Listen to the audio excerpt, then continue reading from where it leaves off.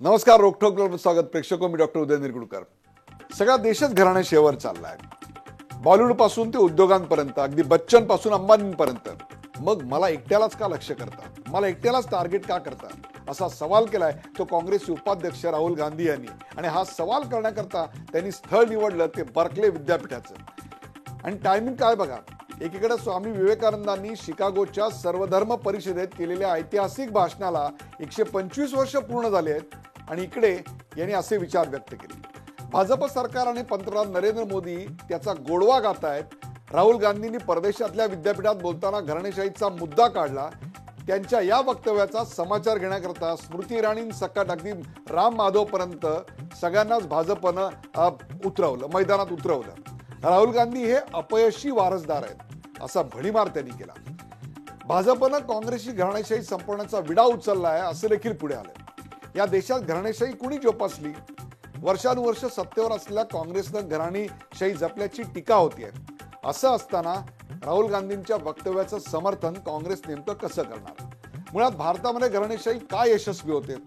स्वातंत्र्य मिळाल्यानंतर तत्कालीन गृहमंत्री वल्लभभाई पटेल यांनी जवळपास 500हून अधिक संस्थानं आमच्याकडे खालसा केली.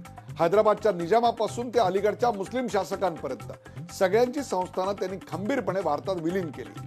पण आजही बा अदब बा मुलायजा होशियार असं म्हणत राजे राजवाड्यांचे वारसदार लोकशाहीच्या पवित्र मंदिरात स्थानापन्न होत आहेत. ग्रामपंचायतीपासून लोकसभेपर्यंत सगळीकडे यांचीच जहागिरी पसरली की काय असं वाटतंय.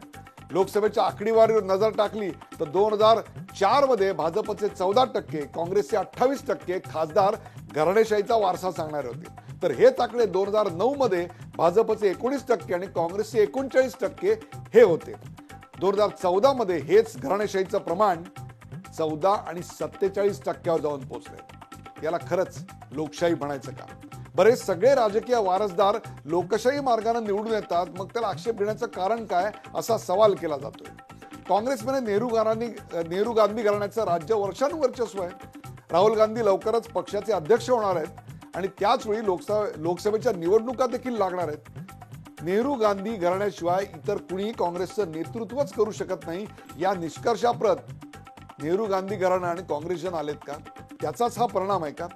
उत्तर प्रदेश आणि बिहारमध्ये यादव घराणं, महाराष्ट्रात पवार आणि ठाकरे घराणं, तामिळनाडूत करुणानिधी, पंजाबमध्ये कॅप्टन अमरिंदर सिंग, मध्य प्रदेशात सिंधिया घराणं, आंध्र प्रदेशात रामाराव कुटुंब, ओरिसात पटनायक. हा सगळा घराणेशाहीचा इतिहास पण भारतीय राजघराण्यांचा इतिहास आहे. वर्तमानातही तो आहे. याचा अर्थ तो भविष्यात राहील असा घ्यायचा का? घराणेशाहीला कंटाळून लोक कधी कधी नव्या माणसाला निवडून देतात, पण त्यानंतर पुन्हा घराणेशाहीचाच स्वीकार करतात. हा ट्रेंड लोकसभेच्या निकालांचा गेल्या 50 वर्षाचं अनालिसिस केलं तर दिसतो. पक्ष नेतृत्वाला बंडाची भीती वाटते म्हणून घराणेशाहीचे लाड खपवून घेतले जातात का? राजीव गांधींनी पंतप्रधानपद सोडलं तेव्हापासून जवळपास 15 वर्ष म्हणजे 5 वर्ष नरसिंहराव आणि नंतर 10 वर्ष मनमोहन सिंग यांची सत्ता, यांचं नेतृत्व, पंतप्रधानपद आपल्याला होतं. पण तरी देखील गांधी घराण्यातली कुणीही व्यक्ती पंतप्रधान झालेली नाही. साधं राज्यमंत्रीपद पण या कुटुंबानं घेतलं नाही. सोनिया गांधींनी तर पुरेसं बहुमत असतानाच देखील सत्तेचा मोह टाळला. मग त्यांचा हा त्याग मानायचा की आणखीन काही?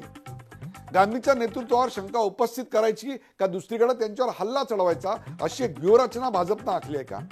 घराणेशाही हाच एकमेव राजकारणातला आता महत्वाचा मुद्दा उरलाय का? घराणेशाहीचं राजकारण यापुढे असंच टिकेल की संपुष्टात येईल?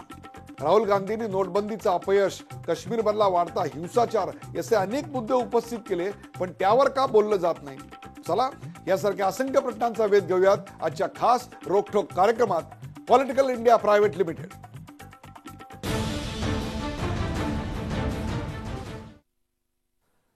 Political India private limited. सुरुवातीला पाहूया या विषयावरचा एक छोटासा रिपोर्ट. काँग्रेस उपाध्यक्ष राहुल गांधी पुन्हा एकदा चर्चेत आले. बर्कले इथल्या कॅलिफोर्निया विद्यापीठात एका मुलाखतीत त्यांनी घराणेशाहीपासून नोटाबंदीपर्यंत आणि अभिव्यक्ती स्वातंत्र्यापासून पंतप्रधान मोदींपर्यंत विविध विषयांवर आपली मतं मांडली. सपाचे अखिलेश यादव, डीएमकेचे स्टालिन, भाजपचे अनुराग ठाकूर, अगदी अभिषेक बच्चन, अंबानी परिवाराचा रिलायन्स उद्योग समूह ही सगळी घराणेशाहीचीच उदाहरणं आहेत. मग मला एकट्याला लक्ष का करता? सगळा देशच घराणेशाहीवर चाललाय असं वक्तव्य त्यांनी केलं. Mr. Akhilesh Yadav is a dynast. Mr. Stalin is a dynast. Mr. Dhummal's son is a dynast. So, even Abhishek Bachchan is a dynast. I mean, that's how India runs. So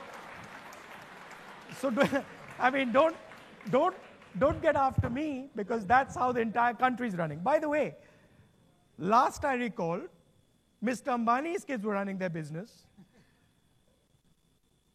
And that was also going on in Infosys, right? So that's what happens in India. But saying that, I do try to sort of change it in the Congress party. या निमित्तानं राहुल गांधींची खिल्ली उडवण्याची संधी भाजपनं साधली. राहुल गांधी हे असफल राजकीय वारसदार आहेत. यापुढे घराणेशाहीचं राजकारण चालणार नाही, असा टोला केंद्रीय मंत्री स्मृती इराणींनी लगावला. राहुल गांधी जी की सही सफलता अथवा विफलता का मापदंड देखना चाहते हैं तो आपको अमेठी आकर निश्चित रूप से देखना चाहिए कि वो व्यक्ति जो अंतर्राष्ट्रीय स्तर पर बैठकर भारत को मैं कैसा एक सुनहरा भविष्य दे सकता हूं उसकी कल्पना को प्रस्तुत करने का प्रयास करता है, उसने अपनी कॉन्स्टिट्यूएंसी में कितना विकास किया है. अगर उसी के बारे में वो कहीं ना कहीं एक चर्चा या गोष्ठी कर लेते तो दूध का दूध और पानी का पानी हो जाता. कि सूचना और प्रसारण मंत्री स्मृति ईरानी स्वयं, उनकी कोई विशेष उपलब्धियां नहीं हैं. वो मानव संसाधन मंत्री के रूप में विफल रहीं और आज भी जो विभाग उनको मिला है अगर चला लें शालीनता के साथ और विनम्रता के साथ तो हमारी शुभकामनाएं. दरम्यान काँग्रेस पक्षाला अहंकारानं ग्रासलं असल्याची कबुलीही राहुल गांधींनी दिली आहे. काँग्रेसच्या अनेक नेत्यांचा सामान्य जनतेशी असलेला संवाद तुटलाय, त्यामुळे पक्षाचं मोठं नुकसान झालं असं निरीक्षण त्यांनी नोंदवलं. We design a vision by having a conversation. And somewhere around 2012, and I'll say this, a certain arrogance crept into the Congress party. And they stopped having that conversation. अमेरिकेत गेल्यानंतर का होईना राहुल गांधींना वस्तुस्थितीची जाणीव झाली आहे. काँग्रेसमधील वरिष्ठ नेत्यांना डावलून राहुल गांधींनी तरुण नेत्यांची नवी टीम निर्माण करण्याचा प्रयत्न केला. ज्येष्ठ विरुद्ध तरुण या वादाचा मोठा फटका काँग्रेसला बसला. या विषयावर स्पष्ट बोलण्याचं धाडस करून स्वपक्षीय नेत्यांनाच आरसा दाखवण्याचा प्रयत्न राहुल गांधींनी केलाय. पण यातून काँग्रेस नेते खरंच बोध घेतील का आणि काँग्रेसच्या या बिकट परिस्थितीतून राहुल गांधी पक्षाला कसं बाहेर काढणार याकडे आता सर्वांचं लक्ष लागलंय. दिल्लीहून रामराजे शिंदेसह bureau report, Zee Media, Mumbai. Political India private limited या विषयावरचा एक छोटासा रिपोर्ट आपण पाहिला, तर त्याचीच चर्चा करण्यासाठी आपण आमंत्रित केले. आपल्या सोबत आहेत भारतीय जनता पक्षाचे खासदार डॉक्टर विनय सहस्त्रबुद्धे. विनय सहस्त्रबुद्धे, आपल्या कार्यक्रमात स्वागत. आणि आपल्या बरोबर आहेत काँग्रेसचे प्रवक्ते डॉक्टर रत्नाकर महाजन. रत्नाकर महाजनजी, आपलं स्वागत. आपल्या बरोबर आहेत मार्क्सवादी कम्युनिस्ट पक्षाचे नेते अजित अभ्यंकर, पुण्याहून या कार्यक्रमात सहभागी होत आहेत, त्यांचं स्वागत. आणि दिल्लीहून ज्येष्ठ पत्रकार व्यंकटेश केसरी हे देखील या कार्यक्रमात सहभागी होत आहेत, त्यांचंही स्वागत. सुरुवात अर्थातच विनय सहस्त्रबुद्धे यांच्यापासून. विनय सहस्त्रबुद्धे, एकीकडे राहुल गांधी हे कसे काँग्रेसचं सुद्धा नेतृत्व करायला लायक नाहीत हे सांगायची एकही संधी भाजप सोडत नाही. मग जर ते एवढे काय म्हणू आपण ज्याला कप पदार्थ असतील, तर मग ते अमेरिकेत जाऊन काय बोलले, ते एवढं झोंबायचं कारण काय की त्यांनी बोलल्यानंतर लगेच स्मृती इराणी, त्याच्यानंतर राम माधव, अनेक पक्षाचे नेते त्याच्यावर ट्विटरवरून आणि त्यांच्या प्रेस कॉन्फरन्सवरून तुटून पडले. एक कप पदार्थ माणूस आहे, तर मग त्याच्यावर एवढं बोलायचं कारण काय?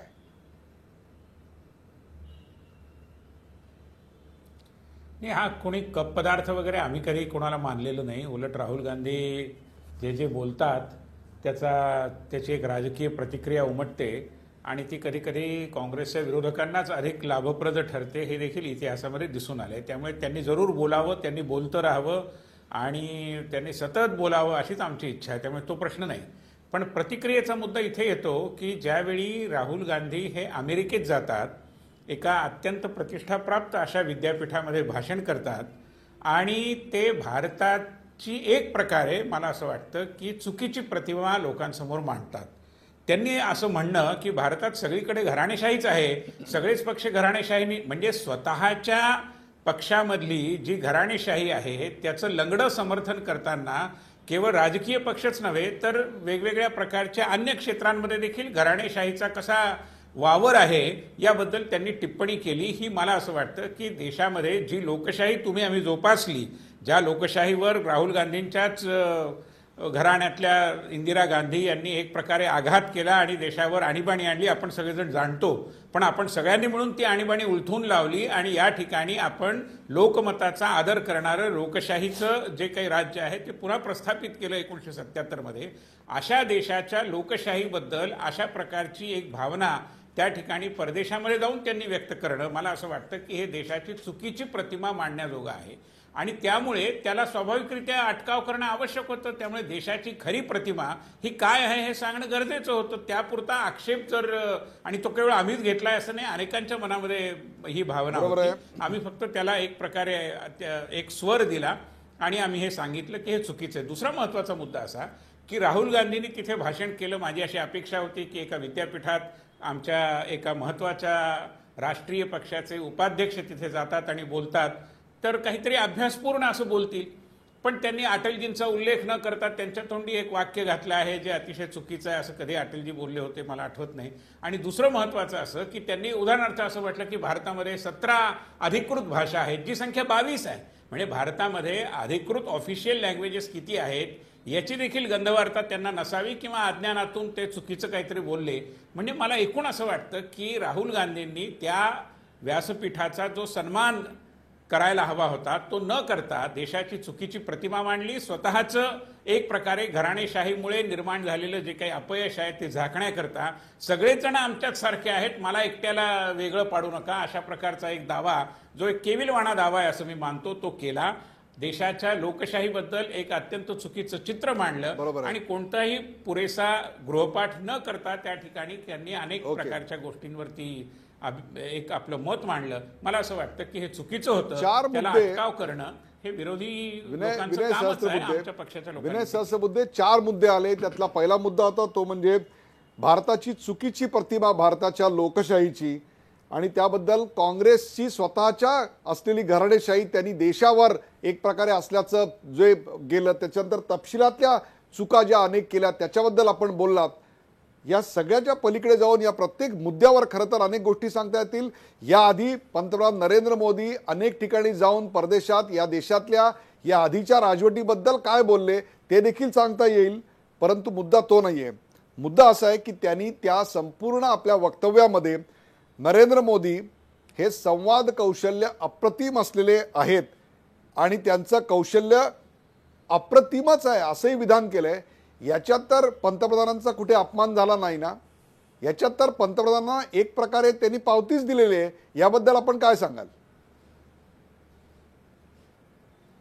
मला माहिती नाही त्यांच्या मनातली भावना काय होती. ते आमचे मित्र रत्नाकर महाजन त्यांच्या पक्षातले आहेत, ते सांगू शकतात. कारण त्यांच्या उपाध्यक्षांच्या भाषणाचं विश्लेषण ते अधिक चांगलं करू शकतील. परंतु मला असं वाटतं की ती एक लेफ्ट हँड कॉम्प्लिमेंट होती. ते तर संवाद कौशल्यावर मारून देतात. खरा कर्तृत्ववान मीच आहे असंही कदाचित त्यांना सुचवायचं असेल. पण मी असं मानतो की कदाचित त्यांनी औदार्याने देखील असं म्हटलं असेल तर या औदार्याचं स्वागतच आहे. मी काही त्याच्याबद्दल आक्षेप घेणार. बरोबर आहे. पण या व्यतिरिक्त काश्मीरमधला हिंसाचार, देशातलं विद्वेषाचं वातावरण, नोट, विनयजी त्याबद्दल भाजप बोलताना दिसत नाही. फक्त घराणेशाहीचाच मुद्दा भाजप लावून धरतोय. हे नेमकं कशा करता असा सवाल आता केला जातोय. अगदी बरोबर आहे तुमचं म्हणणं अगदी योग्य आहे. असं देशातल्या परिस्थितीचं वर्णन परदेशात जाऊन कसं करायचं, त्याच्यामध्ये जबाबदारीची भावना बाळगायची का बाळगायची नाही हा ज्याचा त्याचा प्रश्न आहे. आणि त्यामुळे त्यांनी त्यांच्या पद्धतीने एक आपलं वर्णन मांडलं.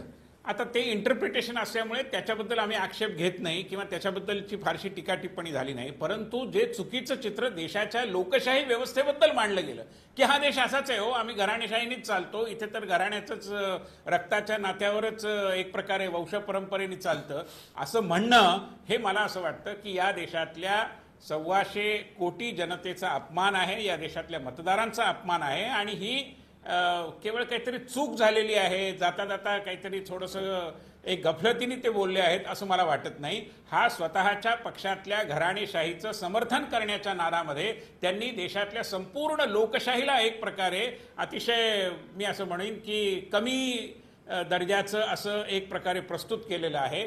आणि ही गोष्ट मला असं वाटतं की देशातला जो लोकशाही प्रेमी आहे त्याला निश्चितपणे ही गोष्ट मानवलेली नाही, ही गोष्ट त्याला खुपलेली आहे आणि त्याला आम्ही फक्त स्वर दिला. या पलीकडे यावर आणखी म्हणण्याजोगं काय?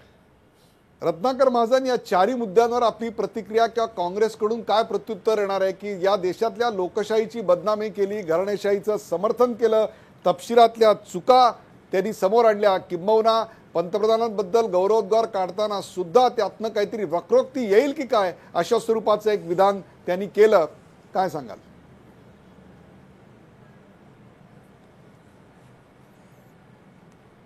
अमेरिकेतल्या एका प्रतिष्ठित विद्यापीठाच्या निमंत्रणावरून राहुल गांधी त्या विद्यापीठाच्या विद्यार्थ्यांसमोर आणि शिक्षकांसमोर भाषण करण्यासाठी गेले. 20 मिनिटांचं ते भाषण होतं. ते भाषण संपल्यानंतर जी प्रश्नोत्तरं झाली त्यात एक प्रश्न असा घराणेशाहीच्या संदर्भात होता, त्याला उत्तर देताना केवळ 2.5 मिनिटामध्ये त्यांनी त्याबद्दलचं आपलं म्हणणं अतिशय स्पष्टपणानं आणि प्रामाणिकपणानं सांगितलं. दुसरं त्यांनी प्रामाणिकपणानं जे सांगितलं ते असं की मी जरी या पक्षाचा आज पदाधिकारी असलो तरी या पक्षात सुद्धा काही दोष घुसलेले आहेत. त्यातलं एक 2012-13च्या दरम्यान आम्हाला जरा आमचं वस्तुस्थितीचं भान सुटलं होतं आणि एक प्रकारचा उद्धटपणा काँग्रेसच्या कार्यकर्त्यांमध्ये आला होता. हेही तितक्याच प्रामाणिकपणे आणि परखडपणे त्यांनी मांडलं. असा प्रामाणिकपणा आकांतांडव करून, चित्रविचित्र अंगविक्षेप करून आणि इतिहासाचा विपर्यास करून भाषण करणाऱ्या लोकांना अजिबात कधीही जमणार नाही. दुसरं असं की या 20 मिनिटांच्या भाषणावर प्रतिक्रिया व्यक्त करण्यासाठी 17 प्रवक्ते आणि 9 मंत्री मैदानात उतरवण्याचं कारण काय होतं? एवढा काय शेपटीवर पाय पडला? मगाशी गृहपाठाचा उल्लेख झाला तर आपल्या प्रधान सेवकांचा गृहपाठ किती उत्तम आणि आदर्श याचं लेटेस्ट उदाहरण सांगतो.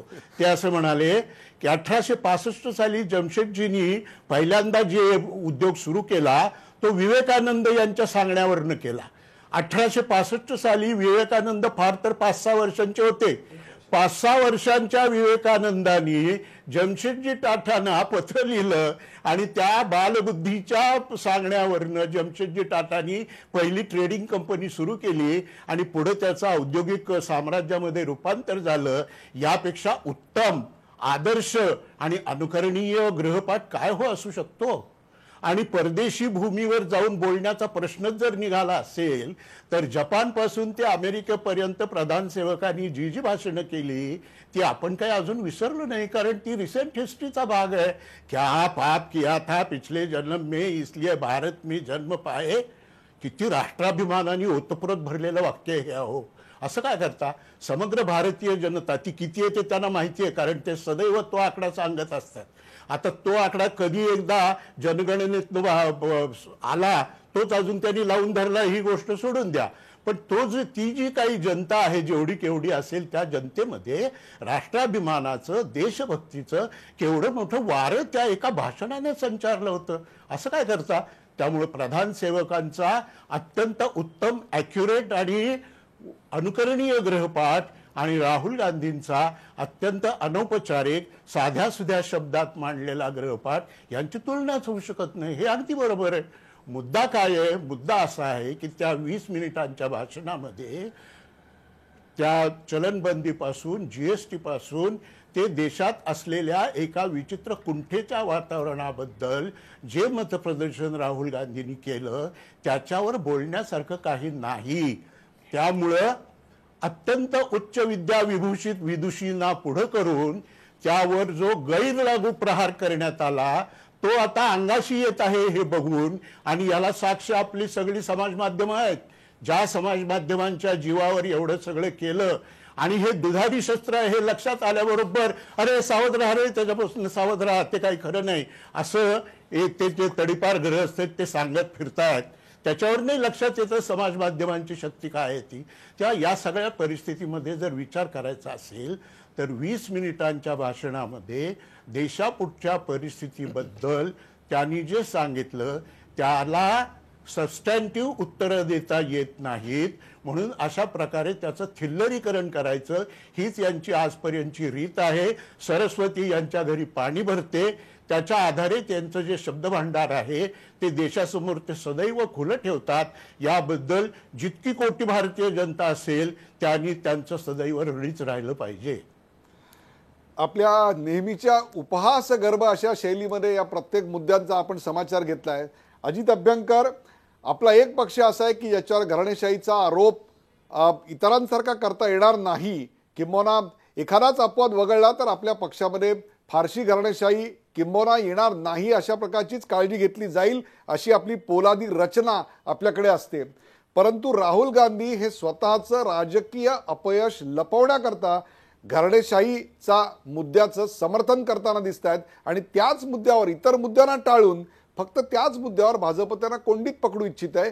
या डावपेच आणि प्रतिडावपेच, वाद आणि युक्तिवाद याच्याबद्दल काय सांगाल?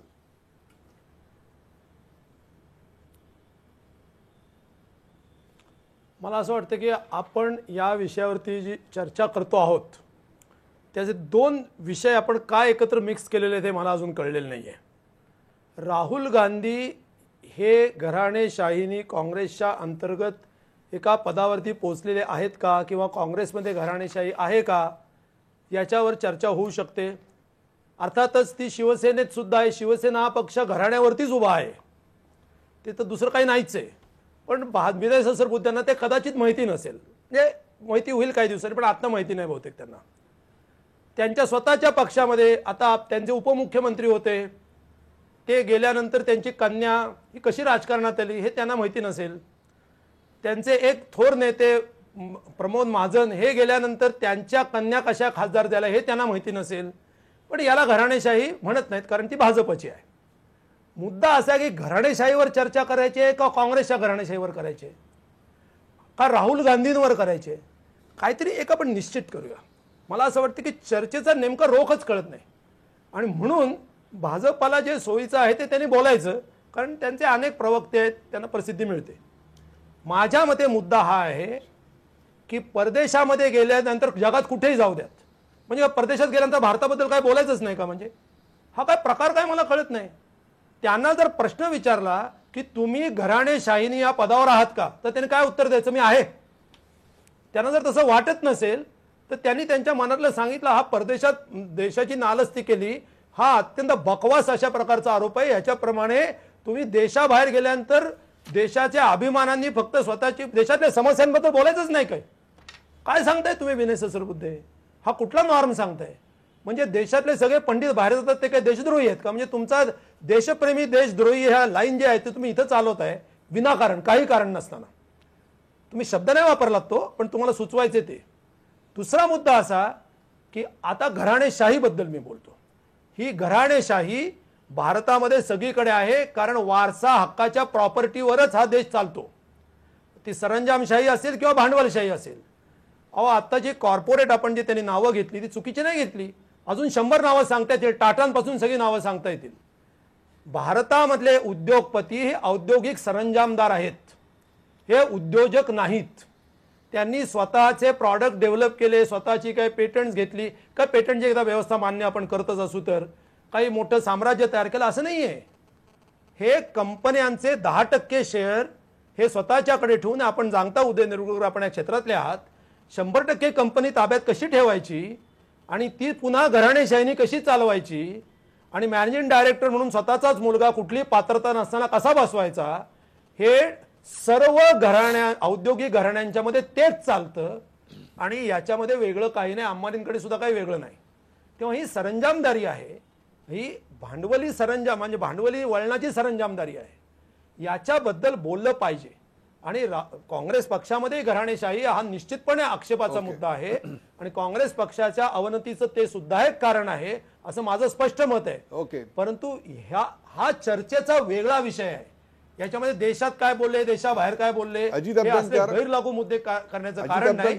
आणि भाजपने एकदा स्वतःसमोर आरसा धरावा आणि शिवसेनेसमोर सुद्धा आरसा धरून त्यांना पण एकदा सांगावं. नाही, भाजपने आरसा धरावा हे जर असेल तर मग ज्या मुलायम सिंग यांच्या बरोबर काँग्रेसनी उत्तर प्रदेशामध्ये घरोबा केला होता त्यांच्यासमोरही आरसा दाखवावा लागेल. कारण बहुतांशी प्रादेशिक अस्मिता असणारे पक्ष, मग ते ओरिसा पासून तमिळनाडू पर्यंत आणि पार पंजाब पासून ते महाराष्ट्रापर्यंत अनेक ठिकाणी पार अगदी तेलुगू रेसमपर्यंत हे सगळेच एक प्रकारे घराणेशाहीचं बाय प्रोडक्ट आहेत, ही आत्ताची वस्तुस्थिती आहे. मुद्दा तो नाही आहे, मुद्दा ह्याच्या पलीकडे जाऊ नये. आणि तिथेच मला व्यंकटेश केसरी यांना प्रश्न विचारायचा आहे. व्यंकटेश केसरी, घराणेशाहीचा मुद्दा जर असेल तर मग तरी देखील अनेक वेळेला घराणेशाहीचेच उमेदवार येताना दिसतात, निवडून येताना दिसतात. सगळ्याच पक्षांमध्ये आहे, सर्वच क्षेत्रांमध्ये आहे. आपण केवळ राजकारणातलं बोलूया. तुमच्या उत्तरादाखल मी तुम्हाला उत्तरासाठी म्हणून मी काही आकडेवारी देतो. 2004 मध्ये 20% खासदार हे आपल्याकडे घराणेशाहीतनं आले होते, सर्वच पक्षांचे मिळून. तर 2009 मध्ये तोच आकडा 30% होता आणि 2014 मध्ये हे प्रमाण 22% आलं. भाजपमधली घराणेशाही 2004 मध्ये 14% होती. आपले प्रेक्षक हे सगळं आता ग्राफिकच्या माध्यमातून बघतायत. तोच आकडा 2009ला 19% आणि नंतर 15% इतका गेला. तर काँग्रेसमध्ये तो जवळपास 40% 2013 निवडणुकीपर्यंत लोकसभेच्या पोहोचला. लोक घराणेशाही का स्वीकारतात असं वाटतं व्यंकटेश केसरी? याच्यामध्ये असं आहे की साधारणतः राजकीय पक्ष जे तिकीट वाटप करतात विधानसभा, लोकसभा किंवा कुठल्याही सत्तेच्या राजकारणामध्ये, ते इलेक्टिव्ह मेरिट हा एक गोंडस शब्द त्यांनी वापरलेला आहे. हे इलेक्टिव्ह मेरिट कुठून येतं? एक ते जातीच्या पाठबळावरती येतं, पैशाच्या पाठबळावरती येतं, किंवा मग काय म्हणतात त्याला घराणेशाहीच्या पाठबळावरती येतं. आता तुम्ही जो मगाशी सांगितला काश्मीरपासून कन्याकुमारीपर्यंत, म्हणजे तुम्हाला सांगतो काश्मीरमधले दोन्ही पक्ष हे प्रादेशिक पक्ष हे घराणेशाहीचे काय म्हणतात त्याला, ते घराणेशाहीपासून निर्माण झालेले आहेत. पीडीपी घ्या किंवा नॅशनल कॉन्फरन्स घ्या, तामिळनाडूमध्ये डीएमके घ्या, त्यानंतर आंध्रामध्ये टीडीपी, तेलंगणामध्ये टीआरएस, कर्नाटकामध्ये जनता दल एस, त्याच्यानंतर हरियाणामध्ये आयएनएलडी इंडियन नॅशनल लोकदल, उत्तर प्रदेशमध्ये 3 पक्ष घ्या तुम्ही, म्हणजे त्यामध्ये समाजवादी पार्टी आहे, राष्ट्रीय लोकदल आहे, त्यानंतर पंजाबमध्ये अकाली दल आहे, म्हणजे तुमच्या याच्यामध्ये ओरिसामध्ये बिजू जनता दल आहे. एवढंच नव्हे तर तृणमूल काँग्रेसच्या सर्वा ज्या ममता बॅनर्जी त्यांनी सुद्धा आपल्या पुतण्याला हळूच सुरू केलेलं प्रोजेक्ट करायला. म्हणजे काँग्रेस जर ह्याची गंगोत्री असेल तर प्रादेशिक पक्षाने बरोबर ते पकडलेलं आहे. प्रादेशिक पक्ष पूर्वी प्रादेशिक अस्मितेच्या नावावरती वाढायचे, नंतर त्यांनी सोशल जस्टिस म्हणून कास्ट कार्ड खेळलं, आता ते फॅमिली कार्ड खेळतात. या 2014च्या निवडणुका झाल्या त्यावेळेस मुलायम सिंग म्हणाले की मी आता बसू कुठे, कारण ते 5चे जे खासदार आले लोकसभेमध्ये ते सर्व मुलायम सिंगचे कुटुंबातले होते. तर प्रश्न असा आहे की इलेक्टिव्ह मेरिट हा जो शब्द आहे हे काय करतात की यांना तिकीट देतात आणि परत म्हणतात की आम्ही मग हे कसं करायचं, हे निवडून येऊ शकतात. म्हणजे जो काँग्रेस पक्ष स्वातंत्र्याच्या चळवळीतून निर्माण झाला त्या पक्षामधले आज राहुल गांधी हे 5वे वारसदार आहेत. जवाहरलाल नेहरूंनी आपल्या हयातीत इंदिरा गांधी यांना काँग्रेस पक्षाचं अध्यक्ष केलं. इंदिरा गांधींनी राजीव गांधीला पक्षाचं सरचिटणीस केलं. सोनिया गांधी झाल्या, आता राहुल गांधी होणार आहेत ते. आणि त्याचे आता भाजप याच्यापासून दूर आहे का, तर भाजप सुद्धा नाहीये. महाराष्ट्रात जसं सांगितलं 4 खासदार महिला खासदार त्या घराणेशाहीच्या आहेत. पियुष गोयल हे सुद्धा घराणेशाहीचे आहेत.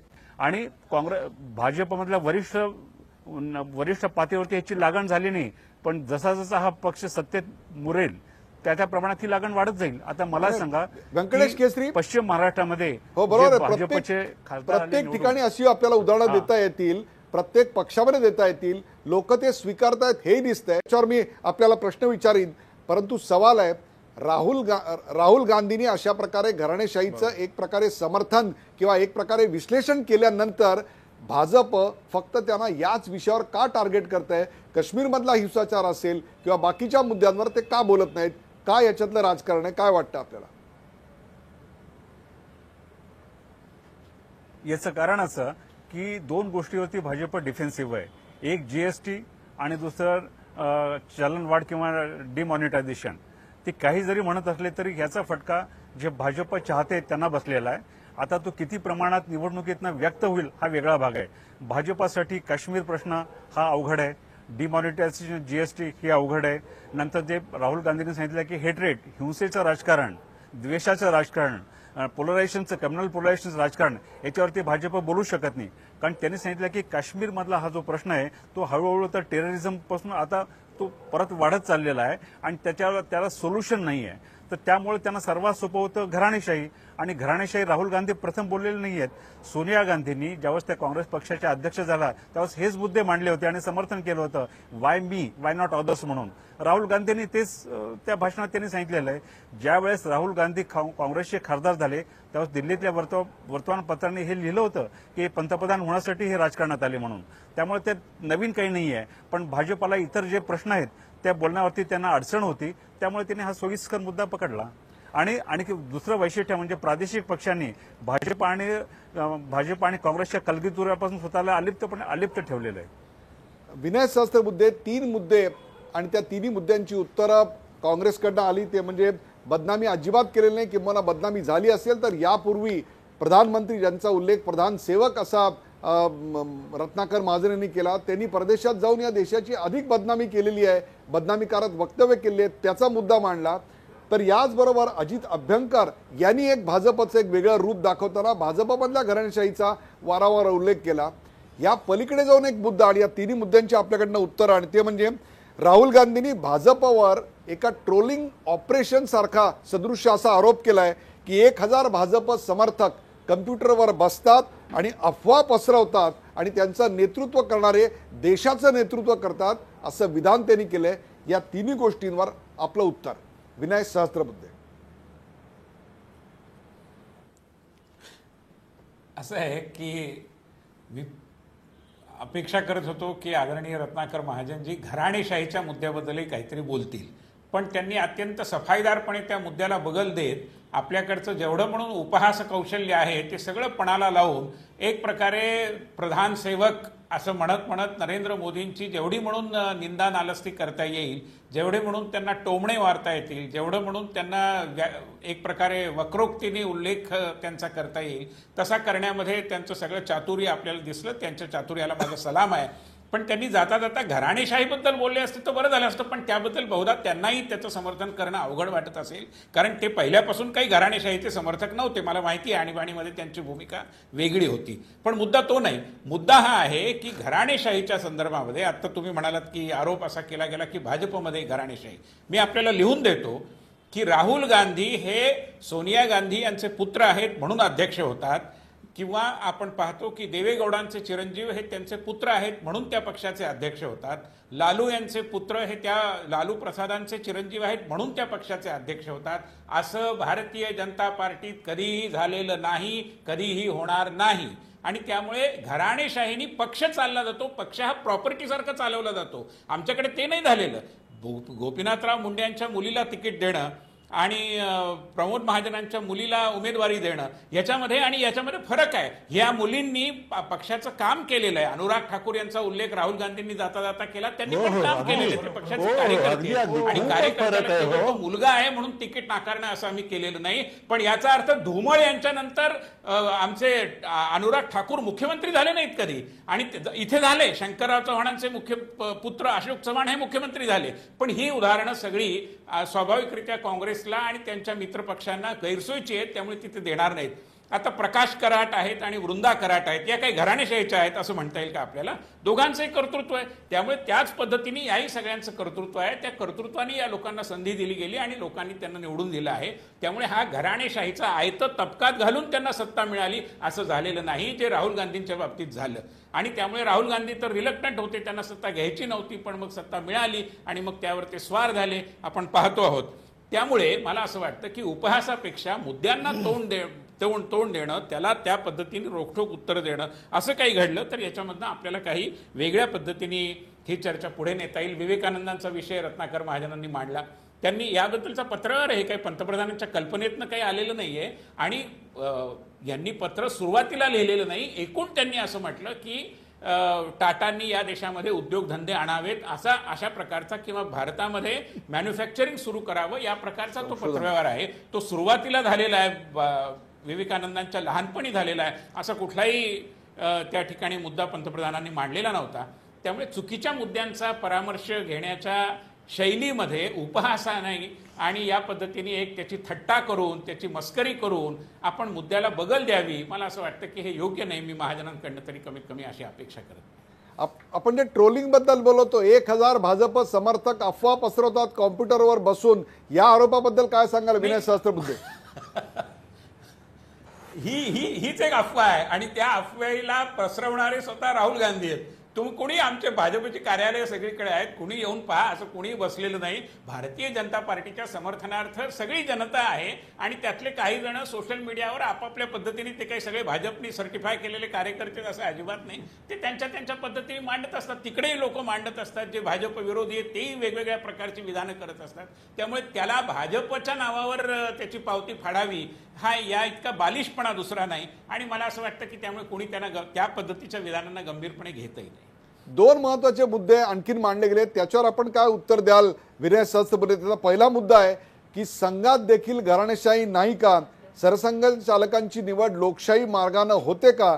गुजरात प्रचाराचे प्रमुख मधुकरराव भागवत यांचे चिरंजीव हे आता सरसंघचालक नाही आहेत का? ही एक प्रकारची घराणेशाही नाही आहे का? अशी मांडणी काँग्रेसतर्फे केली गेलेली आहे. भाजपमध्ये वरून निर्णय घेतले जातात आणि खाली राबवायची जबाबदारी असते, तर काँग्रेसमध्ये खालून निर्णय घेतले जातात आणि ते वरपर्यंत येतात. अशी एक वेगळी लोकशाहीवादी रचना आहे आणि तुमच्याकडे हुकुमशाहीवादी रचना आहे. यावर बोललं गेलं, याच्यावर भाजपकडून काही उत्तर येत नाही. फक्त घराणेशाही आणि राहुल गांधी एवढंच टार्गेट किंवा सॉफ्ट टार्गेट तुम्हाला पाहिजे. ती मुक्ताफळं उडवावीत आणि आम्ही त्याला उत्तर द्यावीत याची काही गरज नाही. काँग्रेसचा हा जो काही लोकशाही खालून आणि वरून वगैरे मुद्दा आहे त्याच्यामध्ये काही तथ्य नाही. तसं असतं तर राहुल गांधींनी मध्यंतरी प्रयोग केला होता की निवडणुका घडवून आणू, आणि काही घडलं नाही. केरळमध्ये अन्यत्र त्यांनी प्रयोग केले, परंतु त्यांना पक्षांतर्गत निवडणुका सुद्धा घेता आल्या नाहीत. आमच्याकडे दर 3 वर्षांनी निवडणुका होतात, दर 3 महिन्यांनी कार्यकारिणीच्या बैठका होतात. कार्यकारिणीच्या बैठकीचं वृत्त दुसऱ्या बैठकीत मंजूर केलं जातं. त्यामुळे लोकशाही पद्धतीने एक संस्थाकरण ज्याला म्हणतो आपण, इन्स्टिट्यूशनलायझेशन, या पद्धतीने काम करणारा आमचा पक्ष आहे. आणि त्यामुळे काँग्रेस काय करतं आणि काँग्रेस कोणत्या प्रकारचे आरोपांची एक शिवराळ अशा पद्धतीची भाषा वापरून आरोपबाजी करतं याच्याबद्दल आणि त्या प्रत्येक आरोपाला उत्तर देण्याची आवश्यकता नाही, इतके ते बाष्कळ आणि बालिश अशा पद्धतीचे आरोप आहेत. त्यामुळे त्याच्यामध्ये मी जाणार नाही. राष्ट्रीय स्वयंसेवक संघाच्या बाबतीत त्यागाची परंपरा आहे. मधुकरराव भागवत हेही प्रचारक होते, माननीय मोहनराव भागवत हे देखील प्रचारक आहेत. आणि त्यामुळे प्रचारकाचा मुलगा प्रचारक झाला याचा अर्थ त्यामुळे त्याला काहीतरी मिळालं. मी कितीतरी प्रचारकांच्या मुलांची नावं आपल्याला सांगतो की त्यांना काही मिळालेलं नाही. आणि हा इतका क्षुद्र मनोवृत्तीतून आलेला आरोप आहे. ज्यांना राष्ट्रीय स्वयंसेवक संघ कधी समजलाच नाही, त्यांनी संघाच्या या प्रकारच्या वंश परंपरेची उठाठेव करू नये. स्वतःचा पक्ष एक प्रकारे वंशसभा झालेला आहे, याकडे त्यांनी लक्ष द्यावं. स्वतःचा पक्ष वंशसभा. रत्नाकर महाजन, यूपीचं निवडणूक असेल किंवा 2012ची लोकसभा निवडणूक असेल, महाराष्ट्राची निवडणूक असेल, ओरिसा असेल, बिहार असेल, उत्तर प्रदेश असेल, या सगळ्या निवडणुकांमध्ये वारंवार संधी मिळूनही अपयश आलेलं आहे. ते अपयश लपवण्याकरता काँग्रेसला कुठेतरी झाकावं लागतंय राहुल गांधींना, अशी परिस्थिती आहे. त्यामुळे त्यांच्या समर्थनार्थ आता काँग्रेसला काहीतरी एक डिफेन्स उभा करावा लागतोय का? आणि तुमच्यातली बंडखोरी टाळण्याकरता एक प्रकारचं काय म्हणू आपण, ज्याला चिकट द्राव आहे घराणेशाही, की ज्याच्यामुळे ते टिकून राहिलेलं आहे. वरपासून खालपर्यंत, लोकसभेपासून ग्रामपंचायतीपर्यंत, दिल्लीपासून गल्लीपर्यंत घराणेशाहीची एक उतरण पोसत आणलेली इतके वर्ष, असा आरोप केला जातो. यावर काय सांगाल या दोन्ही गोष्टींवर रत्नाकर महाजन?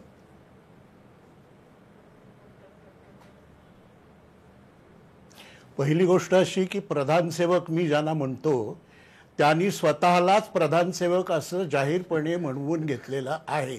त्यामुळं मी जेव्हा त्यांना प्रधानसेवक म्हणतो तेव्हा तो उपहास नसतो, तर त्यांनी स्वतःबद्दल केलेल्या संबोधनाचा तो सन्मान असतो. हे सुद्धा जर समजत नसेल तर भाषा कौशल्याचा आणि भाषा निपुणतेचा काही फारसा उपयोग होईल असं मला वाटत नाही. दुसरं असं की जन्मभर मुख्य मुद्द्यांना बगल देऊन गैरलागू मुद्द्यांवर राजकीय चर्चा आणण्यात ज्यांचा जन्म गेला, त्यांनी इतरांवर मुख्य मुद्दे टाळण्याचा आणि मुख्य विषयाला बगल देण्याचा आरोप करणं हा विनोद नंबर 2.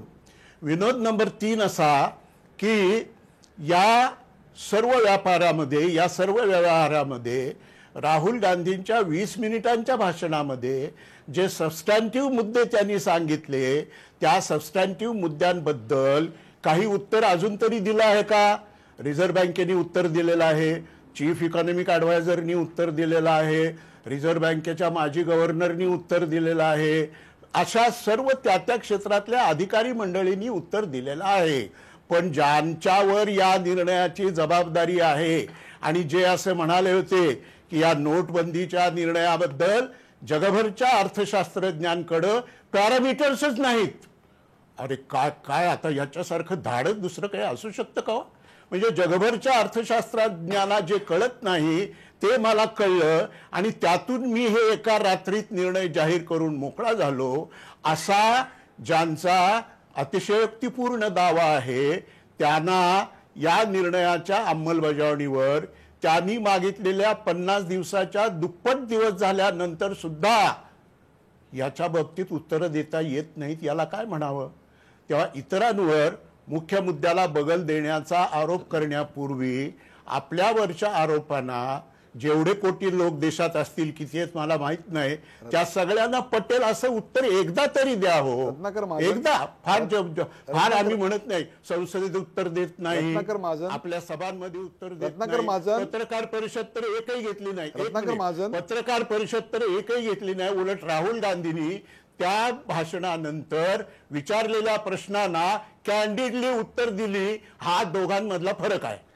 आपण राहुल गांधींच्या आतापर्यंतच्या राजकीय अपयशाला झाकण्याच्या आत्ताच्या एकूण कसरतीबद्दल काय सांगाल रत्नाकर महाजन?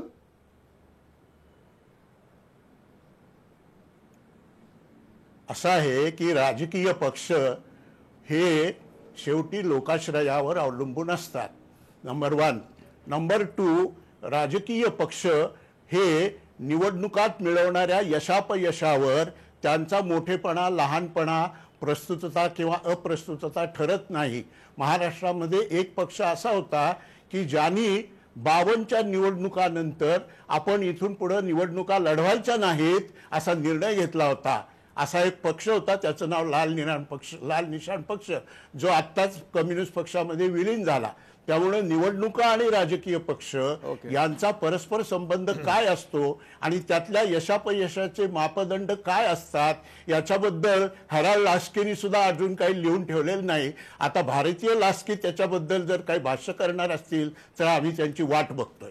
दुसरं असं की काँग्रेस पक्षाला उत्तर प्रदेशात आलेलं अपयश किंवा महाराष्ट्रात त्यांची कमी झालेली संख्या याचा आणि काँग्रेस पक्षाच्या घराणेशाहीचा ज्यांना कुणाला संबंध लावायचा असेल त्यांनी तो अवश्य लावावा. पण याच्यात एक मुद्दा दुर्लक्षितच राहतो की हे ज्याला घराणेशाही म्हणतात त्या प्रत्येकाला लोकांकडनं एन्डॉर्समेंट मिळालेली आहे आणि people's endorsement is the ultimate criterion in a parliamentary democracy. एकचालकानुवर्तित्वाच्या प्रणालीत ते बसत नाही, पण लोकशाही मात्र ते बसतं. शेवटचा एक खुलासा, पंडित नेहरू हयात असेपर्यंत इंदिरा गांधी पक्षाच्या अध्यक्ष झाल्या नाहीत. पंडित नेहरूंच्या काळामध्ये निजलिंगप्पा, कामराज, UN डेव्हर अशी सगळी मंडळी अध्यक्ष होती आणि त्यानंतर इंदिरा गांधी या पक्षाच्या अध्यक्ष झालेल्या आहेत. व्यंकटेश केसरी, काय सांगाल तुम्ही की एकीकडे राजीव गांधींच्या नंतर नेहरू घराण्यातलं कोणीही पंतप्रधान अथवा राष्ट्रपती झालेलं नाही. राजीव गांधींनी पंतप्रधान सोडलं, ती तारीख होती 2 डिसेंबर 1989. त्यानंतर 91 ते 96 राजीव गांधींच्या मृत्यूनंतर नरसिंहराव पंतप्रधान होते आणि 2004 ते 2014 हे मनमोहन सिंग पंतप्रधान होते. म्हणजेच 89 ते आता 2017 पर्यंत या 28 वर्षाच्या काळात गांधी घराण्यातल्या कोणी साधं केंद्रात मंत्रिपद देखील घेतलेलं नाही. तरी देखील अशा प्रकारची वारंवार समर्थन देण्याची वेळ त्यांच्यावर येते. हे कशा? असं आहे की नेहरू नंतर इंदिरा गांधीच खऱ्या पंतप्रधान झाल्या, राजीव गांधी हे अपघाताने पंतप्रधान झाले. सोनिया गांधींनी असं काँग्रेसवाले म्हणतात की त्यांनी त्याग केला, परंतु त्यांनी 2003च्या डिसेंबर महिन्यातच सांगितलं होतं की मी पंतप्रधानाच्या रेसमध्ये नाही आहे. आणि 2004चा जो मॅन्डेट होता तो काँग्रेसला पूर्णपणे बहुमताचा नव्हता. डाव्यांच्या बाहेरच्या पाठिंब्यावरती हे सरकार 4 वर्ष टिकलं. नंतर त्यांनी पक्ष फोडून नंतर मग 5व्या वर्षी 2000 काय म्हणतात त्याला 2008 आणि 9 मध्ये त्यांनी बहुमत मिळवलं. मुद्दा असा की राजीव गांधी हे अपघाताने पंतप्रधान झाले, नरसिंहराव हे काँग्रेस पक्षाचे अध्यक्ष आणि पंतप्रधान होते, त्यामुळे त्यांना हे गांधी घराणं काही करू शकलं नाही. मनमोहन सिंग हे पहिल्या 5 वर्षात त्यांनी चांगलं काम केलं. दुसऱ्या 5 वर्षात खुद्द राहुल गांधींनी त्यांची खिल्ली उडवली. कॅबिनेटच्या निर्णयाचं त्यांनी प्रेस कॉन्फरन्समध्ये जाऊन त्यांनी त्याची चेष्टा केली आणि मनमोहन सिंग तरी ते राहिले ते. आता असं आहे की याच्यामध्ये काँग्रेस आता याच्यामध्ये नेहरू घराण्यातलं कोण कसा पंतप्रधान होणार. जर त्यांना युपीए 3 करायचं असेल तर राहुल गांधी ऍक्सेप्टेबल होतील का, किंवा काँग्रेसच्या सांगावं की काँग्रेस सर्वच्या सर्व जागा लढवणार म्हणून. जर त्यांना पुन्हा एकदा असा आघाडीचा किंवा फ्रंटचा प्रयोग करायचा असेल याच्यामध्ये राहुल गांधी कुठे बसतात, बाकीच्या पक्षांची त्यांना सहमती आहे का, या सर्व गोष्टी कालांतराने पुढे येतील. प्रेक्षको, पॉलिटिकल इंडिया प्रायव्हेट लिमिटेड या विषयावर रंगलेली राजकीय चर्चा आपण पाहिलीत. राहुल गांधींनी परदेशात जाऊन भारतीय लोकशाहीबद्दल चुकीचं चित्र मांडलंय. काँग्रेस पक्षातल्या घराणेशाहीचं लंगडं समर्थन करण्याचा प्रयत्न केला. गृहपाठ न करता चुकीचे मुद्दे मांडले, तपशिलाल धरून नव्हते. लोकशाहीबद्दल असं चुकीचं चित्रीकरण करणं या देशातल्या 125 कोटी जनतेचा अपमान आहे, अशी जोरदार टीका भाजपचे उपाध्यक्ष विनय सहस्त्रबुद्धे यांनी केली. आपल्या 20 मिनिटाच्या भाषणानंतर झालेल्या प्रश्नोत्तरात राहुल गांधींनी केवळ 2.5 मिनिटं घराणेशाहीवर भाष्य केलं. एवढंच नव्हे तर काँग्रेसचं भान कसं सुटलं आणि पक्षात उद्धटपणा कसा आला यावर देखील त्यांनी परखड मतप्रदर्शन केलं. पण इतिहासाचा विपर्यास करणाऱ्यांना आणि आकांतांडव करणाऱ्यांना हे समजणार नाही. राहुल गांधींच्या विरोधात 17 प्रवक्ते आणि 9 मंत्री मैदानात उतरवण्यात आले. परदेशातच बोलण्याचा विषय असेल तर प्रधानसेवकांनी केलेली भाषणं अजून जनता विसरलेली नाही. प्रधानसेवकांचा गृहपाठ किती चांगला आहे हे देखील देशानं पाहिलंय. राहुल गांधींनी 20 मिनिटाच्या भाषणात जे वास्तव मांडलं त्याची उत्तरं देता येत नाहीत म्हणून भाजपनं थिल्लरपणा केला, असा प्रतिटोला काँग्रेसचे प्रवक्ते रत्नाकर महाजन यांनी लगावला. आपण नेमकं घराणेशाहीवर बोलतोय की काँग्रेसच्या घराणेशाहीवर? तसं असेल तर भाजपने घराणेशाही नाही का, यासकट अनेक सवाल कम्युनिस्ट नेते अजित अभ्यंकर यांनी निर्माण केले. परदेशात देशाच्या समस्येवर बोलायचं नाही आणि तर मग असं का आणि तसं बोलल्यास देशाची नालस्ती होते, हा भाजपचा आरोप शुद्ध बकवास आहे, असा भडीमार देखील त्यांनी केला. भारतात घराणेशाही सगळीकडे आहे, उद्योगपती आहे तर नवा औद्योगिक सरंजामशा आहेत, असं देखील त्यांनी आपली थिअरी मांडली. काँग्रेस ही घराणेशाहीची गंगोत्री असेल तर सगळ्या राजकीय पक्षांनी ती आता जपलेली आपली परंपरा आहे, याकडे व्यंकटेश केसरी यांनी लक्ष वेधलं. जीएसटी, नोटबंदी, राजकीय हिंसाचार या विषयावर भाजपची अडचण आहे, असं देखील त्यांनी मत व्यक्त केलं. प्रेक्षको, राहुल गांधी हे काँग्रेसचे उपाध्यक्ष असल्यानं त्यांच्या वक्तव्यावर टीका प्रतिटीका होणं स्वाभाविक आहे. परदेशात जाऊन नेमकं काय बोलावं, भारताचे चित्र काय मांडावं, हा कदाचित प्रत्येकाचा दृष्टिकोन असेल. पण राहुल गांधींनी घराणेशाहीचं समर्थन केलं किंवा घराणेशाहीच्या बाजूने समर्थनाचे जे मुद्दे मांडले ते अत्यंत चिंताजनक आहे. त्याचबरोबर त्यांनी मांडलेल्या इतर गोष्टींना उत्तर देण्याची जबाबदारी देखील भाजपची आहे. आपला देश लोकशाही मानतो आणि लोकशाही जनताच सर्वतोपरी असते. त्यामुळे घराणेशाहीचं काय करायचं हे जनतेनं ठरवलेलं असेलच. त्याचं 2012 आणि 2000 निवडणुकांमध्ये आपल्याला पुढे दिसलंच. परंतु याचा अर्थ घराणेशाहीचं राज्य कायमचं राहील असं समजायचंही कारण नाही आणि घराणेशाहीला जनता पुन्हा आणणार नाही असंही समजायचं काही कारण नाही. जनतेला त्यांची कामं करणारा नेता हवा असतो, मग तो कुठून आला तरी चालेल, अशी आत्ताची अवस्था आहे. पॉलिटिकल इंडिया प्रायव्हेट लिमिटेड या चर्चेत सहभागी झाल्याबद्दल सर्व मान्यवरांचे आभार. ताज्या बातम्यांसाठी पाहत राहा झी 24 तास. राहा एक पाऊल पुढे.